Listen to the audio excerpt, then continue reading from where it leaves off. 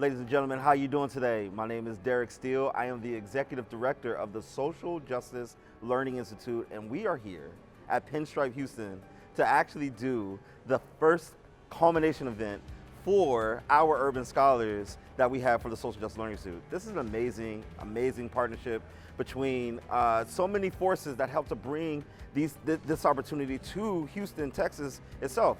You know, the organization, the Social Justice Learning Institute, has been doing this work over the last 14 years, but here in Houston, it's really, what has it been, Stephen, about 7 years? We started this conversation 7 years ago in Sacramento, California.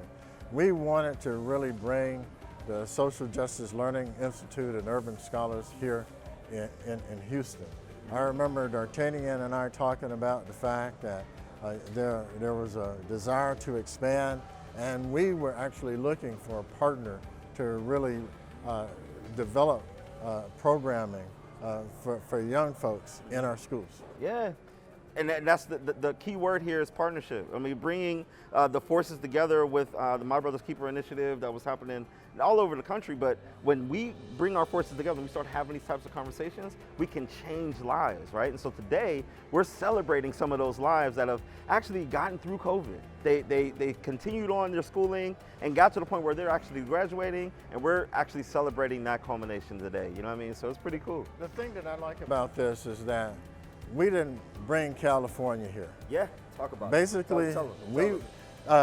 y'all came here and actually recruited folks from Houston, Texas. That's right. And That's right. oriented them to urban scholars and Social Justice Learning Institute, the values and the way that you went about doing things. Yeah. And so really, you served as a consultant, so Houston can develop its own capacity to conduct urban scholars. Yeah, you know, and Stephen, the Houston Health Department was a huge part of it though. But like you all helped to set the table as to what the landscape really looked like and what the needs really were, right? So there's a lot of value that we bring with the work we do, but we actually crafted this to be perfect for the students that are here in HISD. And now we have 5 schools that we're serving. 5 schools, and we actually want more.